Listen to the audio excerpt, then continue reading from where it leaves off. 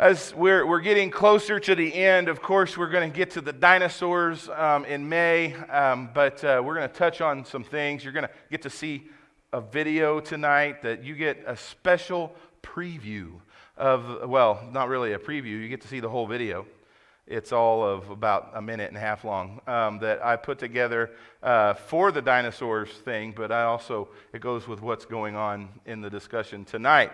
So last time, we're on the flood, right? Now, you can sum the flood up in the fountains of the deep broke open and water came up really high and it rained for 40 days and 40 nights. The end. Or you can be like Pastor Travis and say, what else is there? Is there other things that we might be interested in knowing? What kind of science is involved in this and all of that? And is there any evidence to prove that there was a flood or that something happened that could have caused the flood that would have covered the tallest hills or mountains? And I had someone tell me the other day, I was reading, it wasn't the other day, it was about 7 years ago when I did this study before, that I said something about how we have evidence for a flood that covered the tallest mountains because there are fossils on the top of the tallest mountains in the world. That doesn't mean they were that tall at the time. It just means that the top of them at one time were at the bottom of the ocean because there's fossils on the top of Mount Everest. There are. And they said, well, that's because it was once under the water. Yeah, that's what I said. So what brought that all the way up so high? And so there's different theories and thoughts of what happened. I have this thought that it all happened in a short amount of time because of a great big event. And it wasn't just a flood. The flood was part of what God did to this earth and caused this cataclysmic event that caused massive destruction and the complete restructuring of the planet. And what could it have been? So there's so many theories. Anybody ever heard of an ice age? Yeah, I'm going to talk about that. That's actually going to be next week. Yeah, next week. And we'll talk about the ice age. But before the ice age, something happened that caused the ice age to happen. Well, what could have happened? Well, what could have happened that caused water to come out from under the ground and cover up all the hills? What could have happened? Well, how many have ever heard that a giant asteroid hit the earth at some point in time and that's what killed all the dinosaurs? Well, I kind of fall in part of that category, and you'll see why tonight. Maybe not fully, not quite to the level that just destroyed everything, or did it? Have you ever read a story of an event that happened that killed everything on the planet? The flood. So how could a giant asteroid have anything to do with a flood? What could have happened? Could there have been an asteroid that hit the planet? Is there any proof that, something like that could have happened? There's honestly proof of meteors, giant meteors, asteroids, that kind of stuff hitting the planet all over the planet, and I want to talk to you about that tonight. So tonight is the flood, part 2, the collision. So I kind of put that video together from a couple of videos that I had found on the internet, and part of that was from the movie Noah. I wouldn't suggest watching that movie. I just kind of clipped out the dumb parts and only used the good parts. All right? If you watch the whole movie, the rest of it's dumb. I guess I'm talking about this live on the internet. But anyway, that's my opinion. I used the good parts. So what if there was a meteor or a very large comet? Does anybody know what comets are made out of? Ice. A meteor would be made out of stone, and a comet would be made out of ice. We talked a little while back that that there's much ice and water that is actually in space. They know that. We actually have little ice meteors, or they're not comets, but they're little ice meteors that hit the atmosphere all the time and melt and become either part of our atmosphere or will bounce off and float off into outer space. But if God sent something our way, and here it comes towards the earth. Many scientists believe that there was a rogue comet or meteor, or maybe even a group of them that came along and swirled around the earth, and as it got closer and closer, if you don't know what generally happens with even a small meteor, as it gets closer to the planet, it gets closer and it hits our atmosphere and our magnetic field, and it can begin to break up. Especially something made out of ice. You'd think it wouldn't last very long, but it's probably pretty dense ice. But so here it goes, it begins to break up, but as it hits the magnetic field, anybody in here ever heard of or seen the aurora borealis? And where do you get to see that? Up north. A few weeks ago, you didn't even have to be too far north because you could see them in northern Colorado. Because there was a massive coronal mass ejection, a CME from the sun. There was actually two of them a couple of weeks ago. If you were having some cellular phone problems, it probably had something to do with it. So what happens is this radioactive particles come shooting from the sun, hits our magnetic field. The magnetic field takes those radioactive particles, and it's a shield that protects our planet from the radiation from the sun, and it goes to the poles of the earth. The magnetic field pulls it to the poles, and that's what you see in the aurora borealis is actually the radioactive particles from the sun hitting the earth. It looks pretty. It's not so much if you were in outer space. It would probably kill you. And so thank God that He saw provision to give us something like that. But we literally have force shields around the planet. Maybe not quite on the level of Star Wars or Star Trek, but or Stargate or whatever Star movie you want to throw out there. But we do have a magnetic force shield that protects our planet from things. But when it comes straight at it, it will cause it to break up, and if it's big enough and powerful enough, it can break through. And so the theory is that possibly a comet, a giant comet or meteor, probably a comet, came hurling towards the earth, began to break up into pieces, and it landed, and it began to snow and ice, and all this stuff began to settle on the North and the South Pole. So as it begins to settle on the poles, it also did something else. It caused we talked a few weeks ago about the canopy that would have been surrounding the earth that helped the oxygen level to be higher and the pressure of the earth to be higher. But now that has been destroyed because this massive destruction causing thing has come and hit our atmosphere, burned up part of our atmosphere, did massive destruction. It hits the planet, and it does some devastating things. And so more than just a flood. The flood was what wiped everybody out. But there's so many other evidences that there was some sort of crazy event. I don't know if y'all have ever been here. I don't want to go. It's cold. They call that Antarctica. All right? And here's the North and the South Pole. Did you know that they used to be bigger? There used to be more ice on the North Pole. At the very least, there used to be more ice on the North Pole. They like to say it was 10, 20, 30, 40, 50,000 years ago in an ice age. I like to say that it may have not been so far back. But we do know by certain evidences that the ice from the North Pole actually stretched down, and there were massive glaciers that covered the northern part of the United States and Canada, and where's my little pointer here? And even down into Missouri, there it is, even down into Missouri, where they have found the woolly mammoths and things like that. And here's what's really neat about this ice. Now, I'll talk more about this when we talk about the ice age next week, but here's what's really cool about the ice. It's ice, so it's really cool. But here's some evidence, and this will, again, we'll cover a little bit more next week, but here's a little bit of evidence.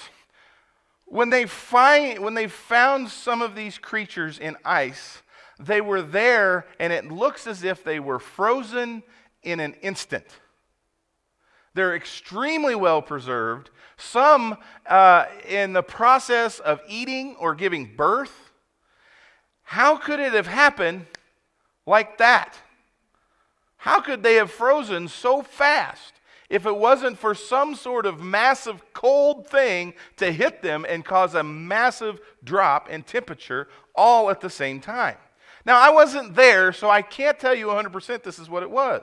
But there's a lot of evidence pointing to some sort of event causing an instant freeze on the earth.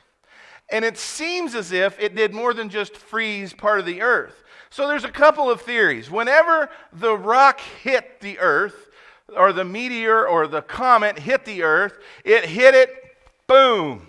And I believe that a lot of this happened all together. It hits the earth and causes the earth to crack open. And it was so cold when it hit the poles, and I don't know if you remember when we talked a little bit about Antarctica, that Antarctica actually used to be a beautiful place from what they found. They found palm trees and big stuff from a forest, a jungle type thing in Antarctica that's under ice, right? And so at some point in time, it was a lot warmer there, but instantly it gets frozen. Now, if you just take a quick look out to our parking lot, you can see the devastation of ice to a parking lot. If you were here a little bit ago, and you look outside just that little window right there, there's all those cones out there. And Jack and Bobby were up here digging and flinging some tar around, trying to fix some of the cracks. But just a little bit of water getting underneath the ground and freezing caused the concrete or the asphalt to do this. And it was separated by inches. And I've been told that ice can do more than just break it. It can also cause it to push up out of the ground. Jack was telling me about one time he saw some asphalt or concrete that got ice and stuff under it, or water under it, and it froze, and it caused it to come up like a mountain, and it was like this tall from ice. And so now we're going to spend a ton of money trying to fix a parking lot. But there wasn't enough money to fix the crack in the earth. See, because whatever happened, whether it got hit and or the ice hit it and it began to freeze, it did this. You've seen this a couple times. It was solid, and we know there was some water on top of the land, but there was more water, and there is still more water under the land. So you can see here, and then it begins to crack, and crack. I need a tech guy to put together a video of this happening a little bit better. And it cracks open more and more and more, and gets bigger and bigger and bigger, and land begins to come up, and tectonic plates are moving around, and then as the tectonic plates move around and land begins to sink, the water is above the land and is above the tallest hills and mountains, but then the land begins to sink, and it pushes mountains up out of the ground all over the world, and creates the division between the lands and division between animals, and they say, well, how come there's certain animals that are only in this place and certain animals that are only in that place? Well, at some point in time, who do you typically hang out with? Do you hang out with the animals that are like you, or the ones that want to eat you? Right? The ones that are after you to hurt you? No, you hang out with the people that are like you, don't you?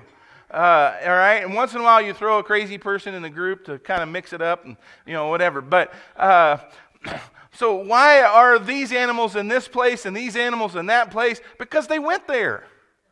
And when they first got off the boat, there weren't very many of them. Just 2 of some and 7 of others, right? And so they would go to an area and begin to build their family and whatever. And if there was ice, and we know that there was ice on major parts of the planet, especially on the northern part of the planet, where they could just walk across an ice bridge to get from one continent to another. But then the ice bridge begins to melt. And the water begins to sink. And we have these lakes, and we have the big fancy cracks in the world. I know that you've seen some of these before. If you haven't been here and you want to get a better look at the cool cracks in the earth, just go to Google Maps and look at the satellite and go over to the Atlantic Ocean, and you can zoom in and see these cracks all over the world. So let's do a little bit of science review.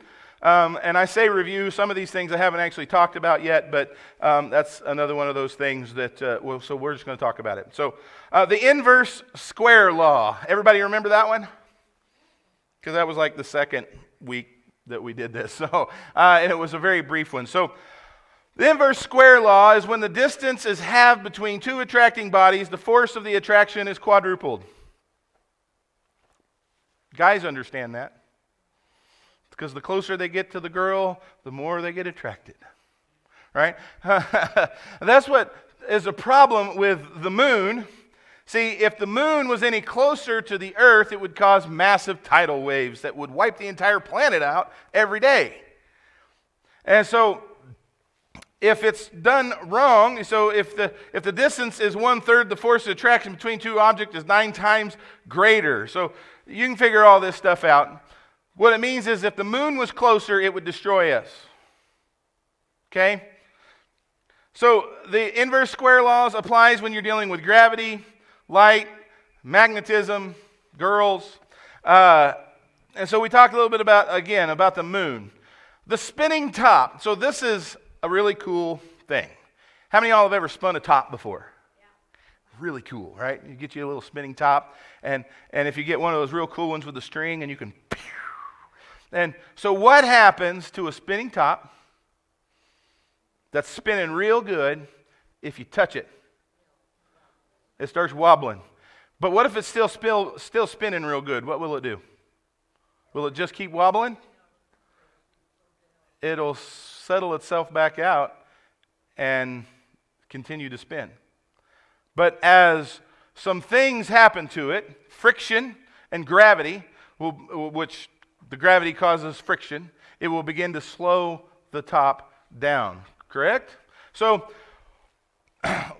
this is what we have with our planets. How many of y'all are glad that the earth is spinning? Because if it stopped, we'd all go flying. And basically everything that our planet has keeping it together would just fall apart. Right? So as it's spinning, it's doing all kinds of nifty things. So as it's spinning, it creates gravity. The mass helps create gravity. The spinning creates gravity. And that's what helps stick us to the planet. Right? And so there's that. But it's basically a free spinning top. Right? And it's just spinning out in space.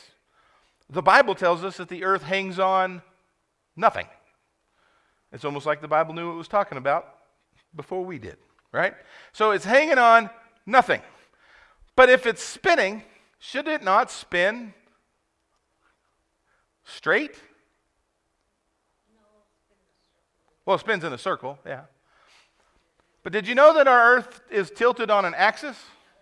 Right? And that's part of our seasons as we go around the sun, and we spin around the sun, and the earth is tilted, and it causes the seasons at the different times of the year that we're around the sun. But there's something interesting that they just don't usually teach you in science class. You see, the earth is actually wobbling. It doesn't just spin perfect on its axis. It actually does this. Now, right now, it only wobbles off about 20 feet. Now, 20 feet doesn't sound like a lot, because it's not. Have you ever been, anybody in here ever been to the top of one of the tall towers in like New York City? I think the Empire State Building will sway back and forth like 6 feet. Oh my God. Yeah, when you're on top. You don't feel it. unless it's really windy, yeah, and you're holding on. I've been on a cruise ship before, and as we were pulling out of Miami, the boat was still rocking because they couldn't get it going fast enough to settle the rock out. And I'm trying to take a shower, and they put the oh no bars in the shower because you're standing there trying to take a shower, and then the boat rocks over here, and you're like, Fortunately, we don't have to feel that with our whole 20 feet of back and forth once in a while with the earth. But science has shown that the earth used to wobble more.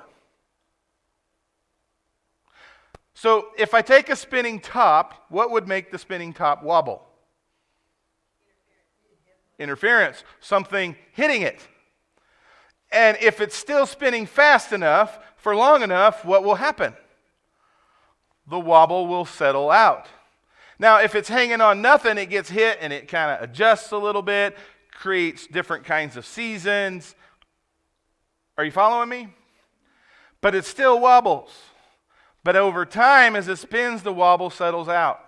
Now, there's some natural wobble to the earth. I've done some research on this because I don't want to just stand up here and say things I don't know what I'm talking about.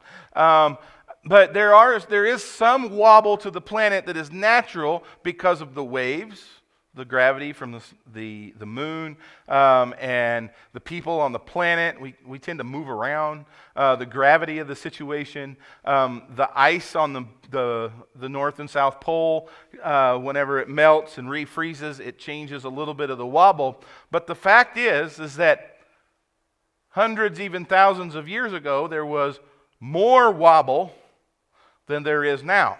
Way more wobble. Is there anything that I can show you to prove that? Well, there's a couple things. Here's the planet. Anybody ever heard of Stonehenge? Yeah, nobody knows what it's for. I've been trying to figure out for a long time. Everybody that lays claim to Stonehenge is not the people that built it. And nobody knows who built it. But there is one thing that we do know. It seems to track summer and winter solstice. And it also does some things to help track moon phases and stars and all of that, right? So it does that. And here's a really cool structure. It's the Temple of Amun-Ra, drawn by Napoleon's servants in 1978. What is this thing for? Purely to determine the position of the sun.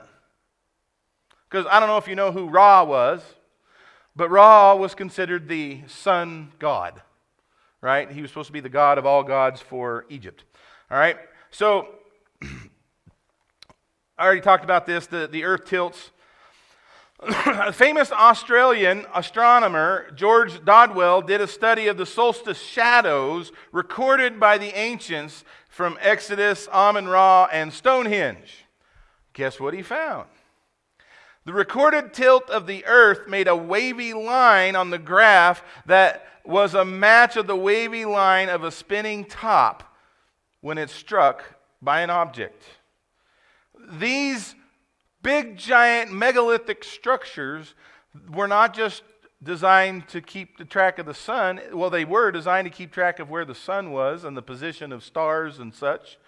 But in doing so, they helped to show us that over time, the earth was wobbling.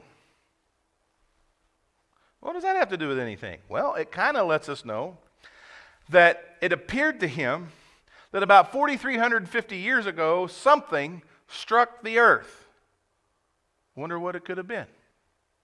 Anybody ever heard of an event that happened about 4,300 years ago that would have been kind of devastating to the earth? I read about something somewhere. Anyway, so the graph of the Earth's tilt is recorded by ancient astronomers. You see how it wobbled more about 4,000 years ago? But over time, the wobble slowed down.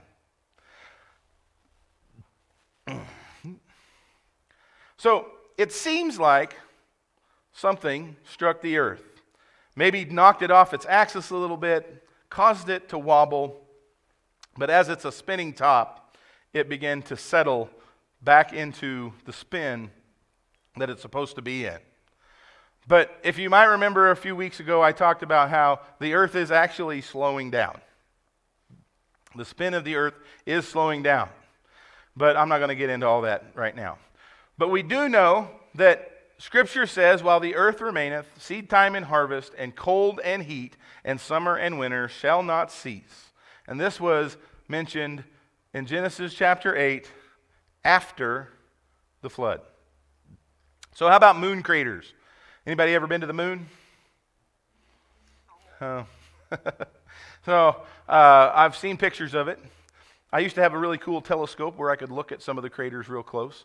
I want to get a camera and take some cool pictures of it.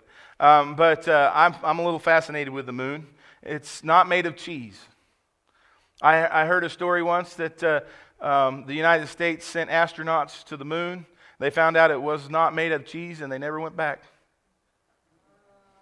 So, so here's the moon.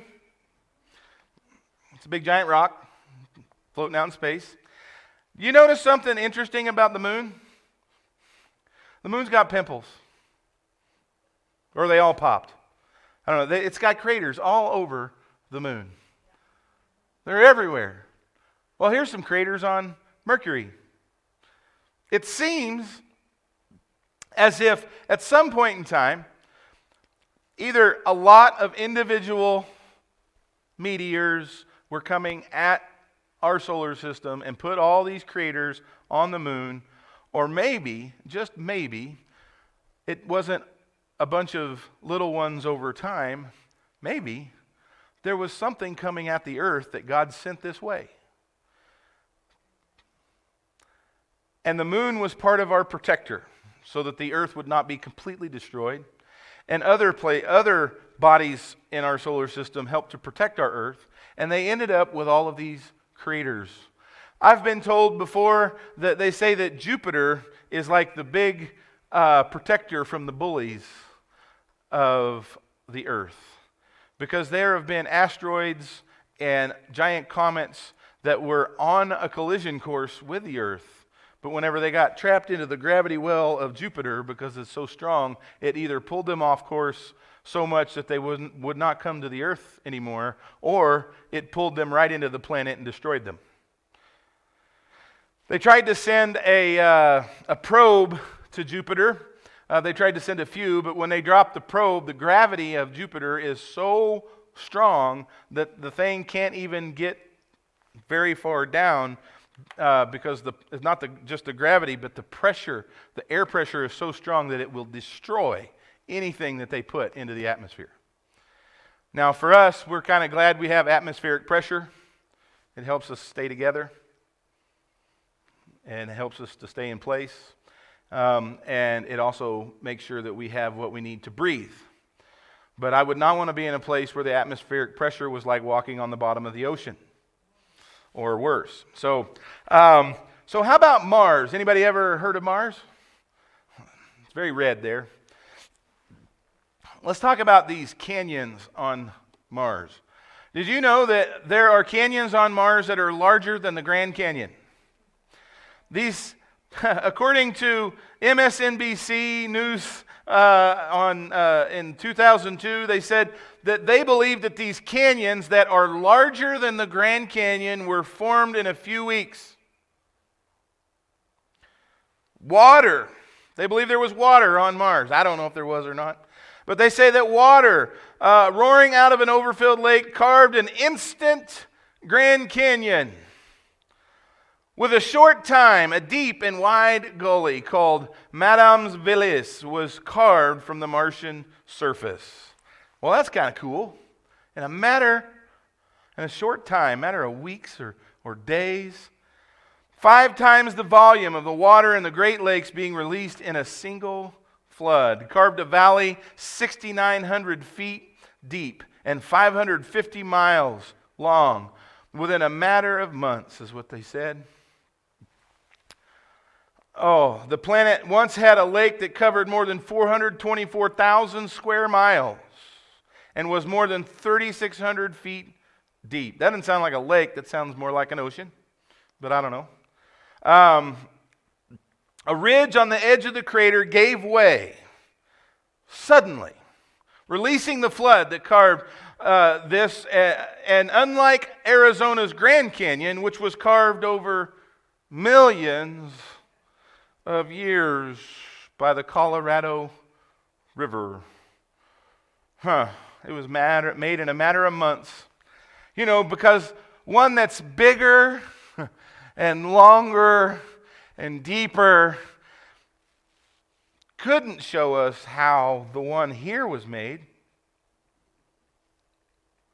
Did you know in order for the Colorado River to carve out the Grand Canyon, it would have had to have flown uphill for a very long time? Doesn't work that way. Maybe there was an event that caused water to raise up and overflow the side and instantly began to carve out and crack open the parts of the earth as the earth was shaking and volcanoes were erupting and everything was being pushed up and down and water was flooding everything. I don't know, but I've read something about that.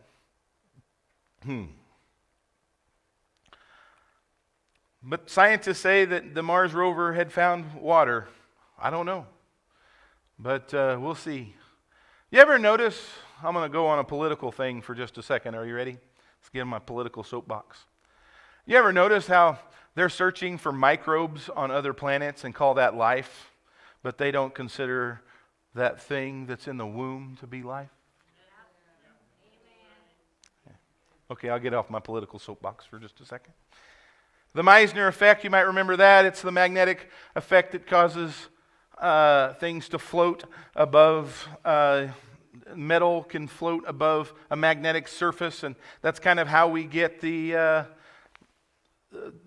theory for the ice shield and the magnetic field of the earth that repels most of the meteors and comets and stuff that would come too close to us. So this is the Meissner Effect. And then there's comets in space. They don't come from the Oort cloud, the thing that they've never seen. One of my favorite TV shows in the world is a show called Stargate. I love science fiction. I watch it for pure fantasy science fiction. But I was watching an episode recently, and half the episode they talked about the Oort cloud. How many of y'all remember me talking about the Oort cloud? It's an invisible cloud just outside of our solar system that they believe that comets come from. They've never seen it. They've got telescopes that can see stars form bazillion miles away, but they can't see an Oort cloud right outside of our solar system. Why? Because it's not there.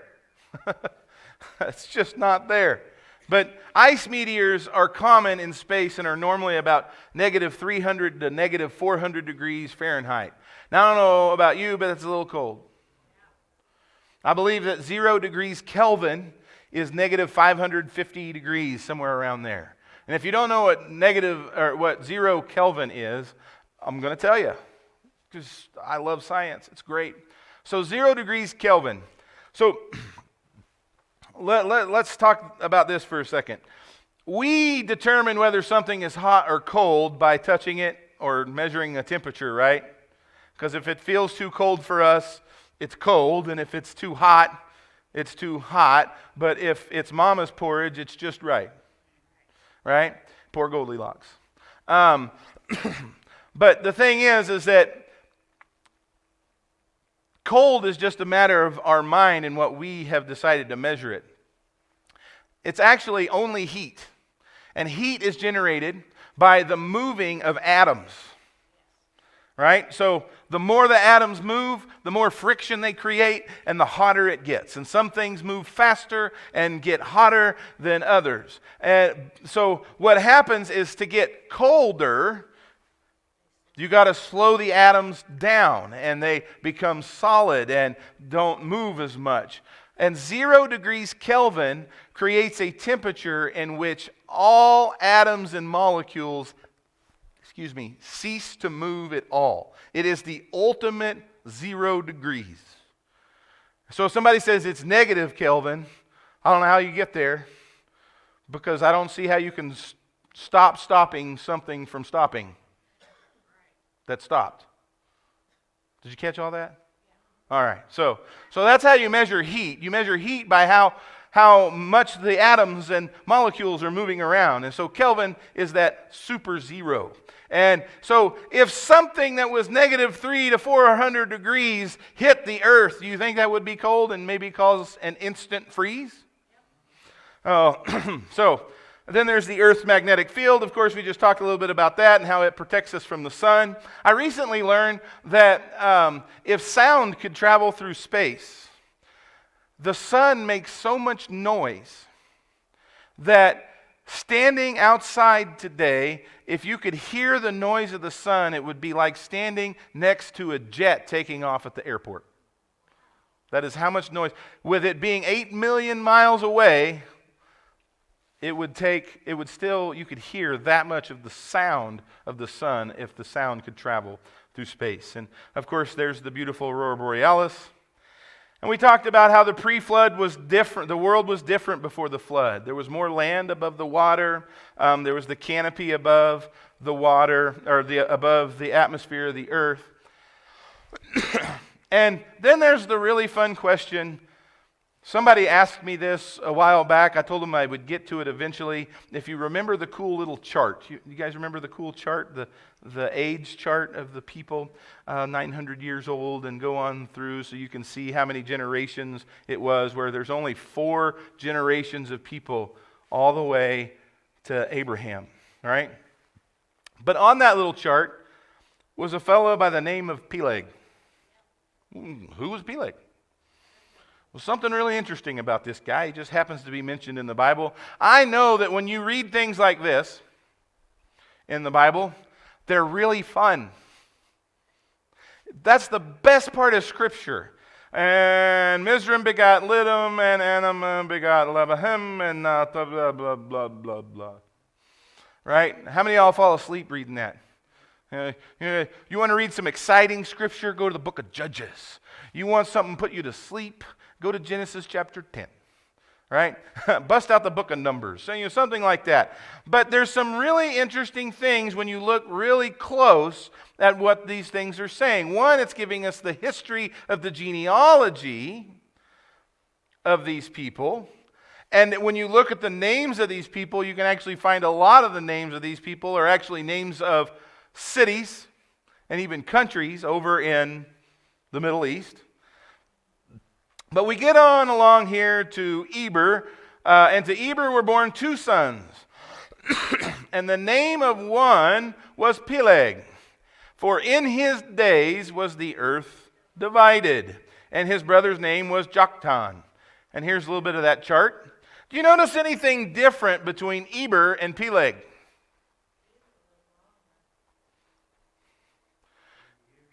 Eber lived twice as long as Peleg. Notice anything about the rest of the people after Peleg? Their lifespans were much shorter than those that came before him. They were divided. Something happened that divided the earth during Peleg's time. What was it? Was it a few different things? It could have been during his time was when the Tower of Babel was built. Tower of Babel was built. And that was when God separated the languages of people. The earth was divided. Or it could be, it might just be, that was when the earth began to sink down and all this stuff had happened and the lifespan of man had been cut in half and even more. The pre-flood world had a layer of water under the crust, and in many places it still does. And we know that the earth has been struck many times by meteors. Here's impact craters all over the world. That's a real pretty map. How about a picture of one? This is in Quebec. I cannot say the name of that crater, but it's a crater in Quebec, Canada. Did you notice that? Isn't that pretty cool looking? Something big hit there. How about this one? Anybody ever seen this? I've driven past it a couple times. I didn't want to pay the $20 a person to drive over and look at a big hole in the ground. It's in Winslow, Arizona, or just outside of Winslow, Arizona. It's a meteor crater. I think, isn't there a couple here in Colorado? At least one, I believe there's a meteor crater here. And so we know that massive meteors have hit the earth, and these weren't even that massive. It's really believed that the Gulf of Mexico was made by a meteor that hit there. Some sort of giant rock that hit right there and caused that wonderful little round area in the Gulf of Mexico. So here's the theory. Noah and the animals were safely in the ark. A negative 300-degree ice meteor came through the solar system. Fragments cratered planets, made rings around some planets. As it approached the earth, it shattered in space, and the super cold ice snowed on the earth and mostly moved to the poles, creating a sudden dump of ice on the poles, which would help to cause the earth to crack, and even the impact, which released the fountains of the deep, causing the earth to crack open, and fountains of the deep breaking open. The rapidly spreading ice caused all kinds of ice age effects. The animals trying to run in the cold and falling over and getting trapped in ice. With the impact of this meteor hitting the earth begins to wobble, and the canopy from the earth, the pre-flood canopy, begins to fall apart, opening the fountains of the deep even more. Now the oxygen level is lower. You can see this awesome tar pit. But during the first few months of the flood, dead animals began to settle out and were buried. The swirling waters deposited great piles of dead plants and dead animals. These became coal and fossil graveyards over the next few hundred years. During the last few months of the flood, the unstable plates of the now fractured earth began to shift. The thin spots sank down to become ocean basins, with some leaving giant cliffs underwater. Other places lifted up to form mountains. The runoff caused erosion canyons and the soft sediment. Over the next few hundred years, the ice caps began to retreat, and added water formed the continental shelf as the cold water absorbed CO2. Lifespans shortened in the days of Peleg.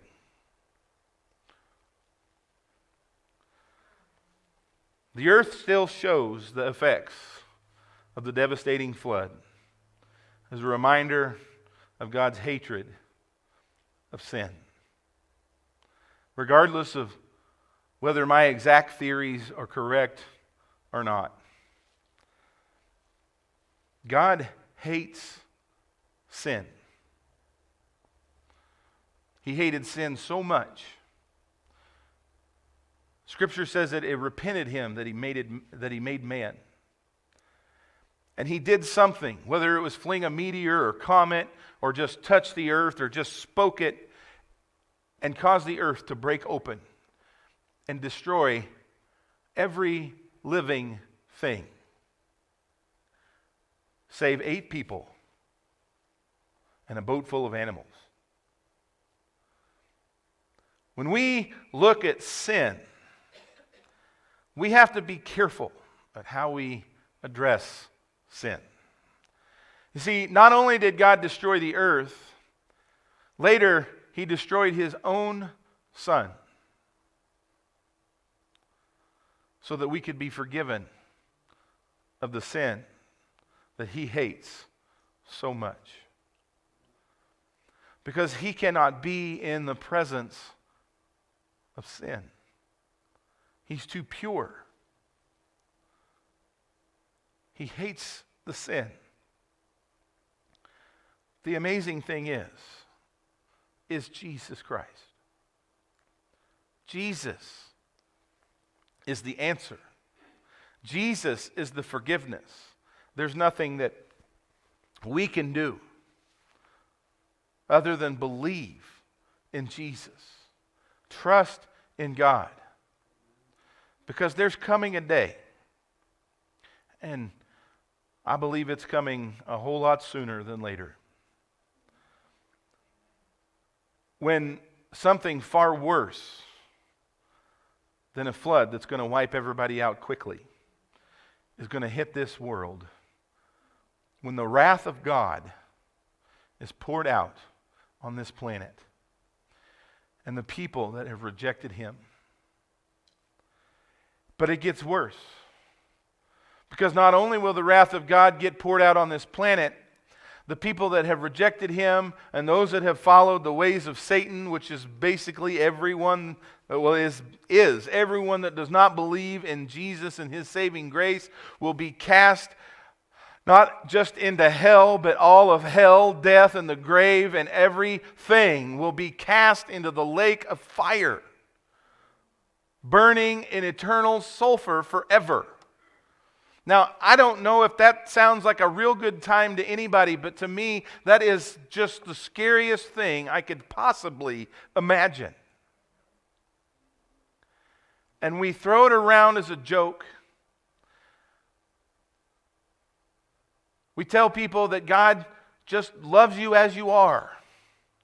And I want to warn you today that God loves you so much that he gave Jesus to shed his blood to forgive you of your sin.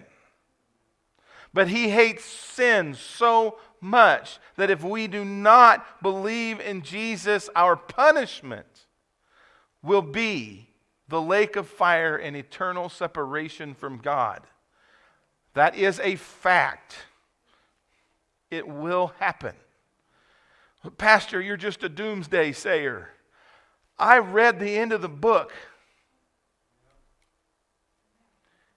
It's not a happy day. Well, the very end is. Praise God. Because for those that believe, we have nothing to worry about. We have something to celebrate because we are forgiven, we are set free, and we know there's nothing that we could have done but just simply believe. So in the end, there's basically two ways to look at things. I'm going to believe the Bible until it's proven wrong. Or I'm not going to believe the Bible until it's proven right.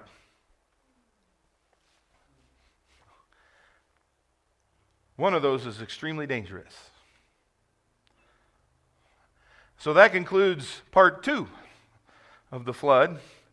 And I hope that over the past few months, as we've got to this point, that you've enjoyed this, but more than just enjoying it, that it has helped you to understand that God loves us and he hates sin. And there is evidence, whether people want to deny it or not. I can tell you 100%, I love this statement. It takes more faith to be an atheist than it does to believe in what the Bible says. Because the Bible has been proven over and over, over and over and over again. It has been proven. So of course, mark your calendar for May 21st at 6 p.m. for Dinosaurs in the Bible. We'll have a lot of fun with that. And then if you want to be here next week for In the Beginning, a creation study, The Flood, Part 3, the Ice Age. So we'll talk a little bit more about some of the things that I believe happened in the Ice Age and some cool pictures and stuff like that. So I believe that is all I have for this evening. Are there any questions tonight?